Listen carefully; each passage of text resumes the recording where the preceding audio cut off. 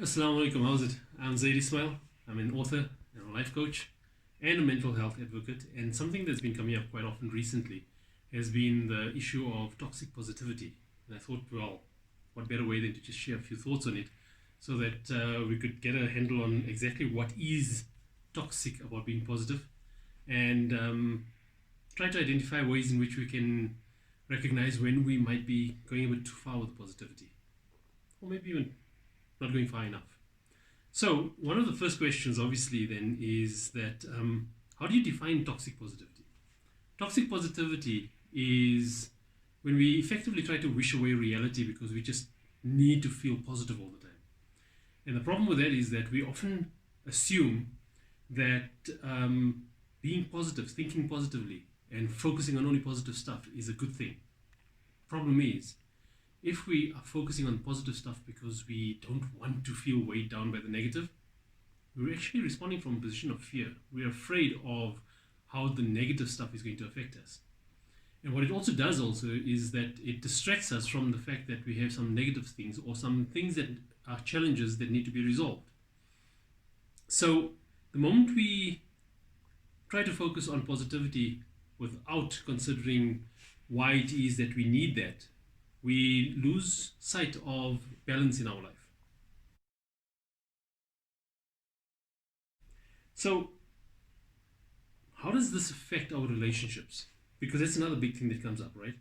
Because if we're going to be focused on positivity, we need to understand that that's going to have an effect on the people around us. Now, we might think that positivity is a good thing for everyone around us, and largely it probably is. But what happens to the boundaries that we need to set? Remember, I just said that toxic positivity is when you wish away reality, when you try to look for positivity in everything without recognizing what it is that needs your attention or your effort to improve it. So, in relationships, what happens is that if you have one person that is experiencing something that is challenging for them, and the other person is consistently focusing on positivity, then what we have to think about then is, do you recognize the struggle of your partner? Do you recognize the challenges they're experiencing, or do you feel as if their negativity or their challenges are going to weigh you down and you won't be able to experience joy in your life? One of the other problems also is that the person that is so focused on positivity often thinks that that's a boundary they're setting. They assume that that boundary is what it is that they need to protect themselves from negative influences. And right there, that's where you need to be careful about it. Because the moment you feel a need to protect yourself from negative influences, you're actually operating again from a position of fear, from defensiveness, rather than being confident about your ability to be able to be resilient in the face of difficult circumstances or people that are just generally pessimistic about life. So be careful about setting a boundary that you think is based on positivity. Meanwhile, the boundary is actually not a positivity boundary, it's actually a boundary of fear, that you're trying to insulate yourself away from the reality of life. And that means that everything that you're not dealing with at that point, that needs your attention to be resolved so that it doesn't weigh you down any longer, all of that will fester, because the more you leave something that is detrimental to you, the more power it will accumulate over time, and the more difficult it will be to resolve it later on, because it's had that much more time to set in and for you to have to deal with it afterwards.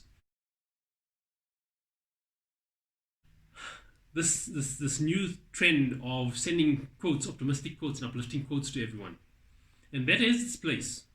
But what happens when you start sending those quotes to people in response to difficulties that they're experiencing? There is a problem with it. I call it the meme culture, right? It's got its good sides and it's got its bad sides, but the problem comes in when we find a meme for every problem that anyone talks about. Someone tells us that they're challenged with something and we send them a meme or we send them a quote and we think we're uplifting them and things like that. But what we don't realize is that if there isn't a sincere engagement in trying to understand what it is that someone is actually dealing with in the first place and how it's affecting them, sending them a quote or a meme just looks as if it's insensitive, because you're effectively diminishing the real experience that they're having and you're replacing it with some, what I like to call popcorn wisdom. It's the kind of thing that we often think is okay to drop these pearls of wisdom everywhere because we are so grounded and tuned with the universe and everything else around us that just by us being positive, and this is again where the positivity comes in, we assume that just by us being positive, they might take that positivity from us. But here's the thing.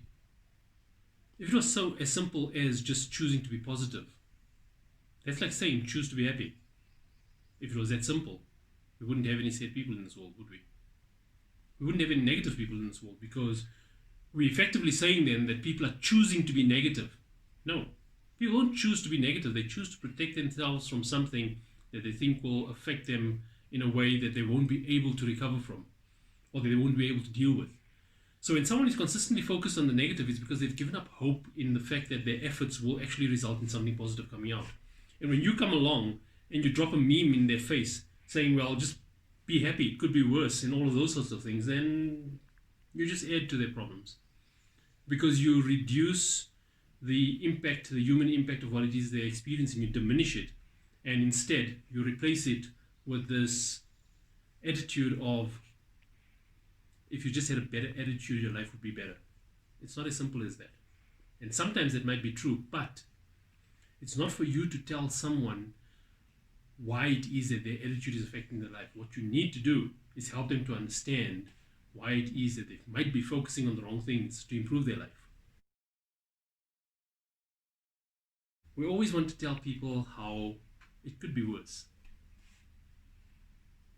Think about who's got it worse than you. Think about who's got less than you and all of those things. I call this the could have been worse brigade, or among the Muslims we would recognize this phrase, have sabr. Yes, have sabr. Don't be so negative. It's a trial from Allah. You must just deal with it. Embrace it. It will uplift your status in the akhirah. All of these things are true. But how often do we take something that was intended as a personal reflection and we turn it into advice for others as if we need to tell them they must do that? You see, if we tell someone to have sabr in the face of a really grave challenge that they're experiencing, you're automatically implying that in some way, the only reason they're experiencing that difficulty or the only reason why it's affecting them as badly is because they're not patient enough. Having sabr is something that the perseverance, the patient perseverance, must be coupled with action as well. And that action demands that we engage. It demands that we have to understand before we tell someone, have sabr. The moment you ignore what it is that's the real practical challenges that someone is experiencing, and you tell them it could be worse, look on the bright side, and all of those sorts of things, you're automatically downplaying the reality of what it is that they're dealing with. You're not giving them any solutions, and you're telling them just think positively. Thinking positively is not going to resolve something that requires physical action. It's action coupled with a positive attitude that will resolve things. And by you dropping a meme and dropping a quote all the time, all it does is it tells people that your attitude is everything. And action, well, it's optional. Like I said just now, you get some people that will come up to you and say, just look on the brighter side of life. You just lost something that is really dear to you, lost someone that is really dear to you, or you experience a disappointment or betrayal that has really cut close to the bone. And they're saying you must look on the bright side of life. They don't realize that your bright side of life was associated with that which you just lost. So how are you supposed to just replace that with another brighter side of life just because someone came along and said, think positively? It doesn't work that way. So before you go about doing things like that, before you go about telling people these positive gems of wisdom that you want to drop all over the place, ask yourself one simple question. Have you got an established rapport, an established relationship and understanding with that person, where if you said something like that, they would know where you're coming from because you've had the meaningful discussions and the meaningful engagements to uplift them before you said something as flippant as just be positive. So don't confuse advice from the Sunnah with your need to feed your ego. Because this is what happens. We so desperately need to be able to uplift someone because that reflects our merit, our benevolence in that moment. If we lose sight of the fact that our effort to uplift them might actually push them further into that state of despondency or depression that they might be in. Like I said earlier, there's a difference between us coming across advice and information that tells us how we need to reflect internally about what it is that we're dealing with versus what we need to tell others they must reflect on for them to be able to process something. You need to guide people towards reaching that point of clarity, not go to the end point and tell them how they must behave or respond to something and expect them to connect with that wisdom. Your positivity is a result of the end of a journey that you've taken to work through something that was difficult. When you see someone working through their difficult journey, don't go to your end and impose it on their beginning, but connect with your beginning so that you can relate and have empathy for where they're at, so that you can guide them through their journey the same way that you would have wanted to be guided when you were working through it in the first place. But again, this requires personal investment. So if you're not sincere about it, if you don't have the time and the patience and the energy to be weighed down with someone else's difficult moments, rather avoid them. Stay away. But don't go telling them just choose to be happy. So here's a final thought for you to reflect on. In Islamic scripture, in the Sunnah, in the traditions, we are told of a year of sorrow that the Prophet, peace be upon him, had experienced when he experienced great loss all in one year in a short period of time. And during that time, he fell into a state of despair and grief, as is natural, because we're human. He was human. So are we. So those of you that believe that depression or sadness, extended periods of sadness or negativity or whatever it is that you interpret someone else's space of feeling weighed down and disillusioned, those of you that associate that with faith, I want you to consider something.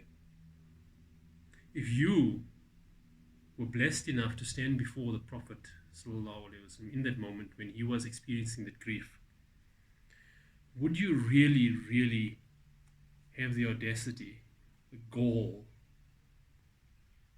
the ego to look at him and say that the only reason he's feeling sad for so long is because his iman is weak? That is at the core of the problem that we have in our community and how we deal with mental health. Mental health is not about poor iman. Toxic positivity is not about someone that is looking on the brighter side of life. It's about the absence of balance and the absence of empathy. And if we lack empathy towards ourselves, we'll find it impossible to express empathy towards those around us. And that right there is the reason why we have an emotionally inaccessible community that is losing our youth. And on that note, I want to wrap up. Think about that. Toxic positivity. Choose to be happy. If it really was that simple, I promise you, there would not be a single person in this world that would choose to be unhappy. And the sooner we realize this, the sooner we may find reason to be a bit more compassionate to those around us. I'm Zaid Ismail.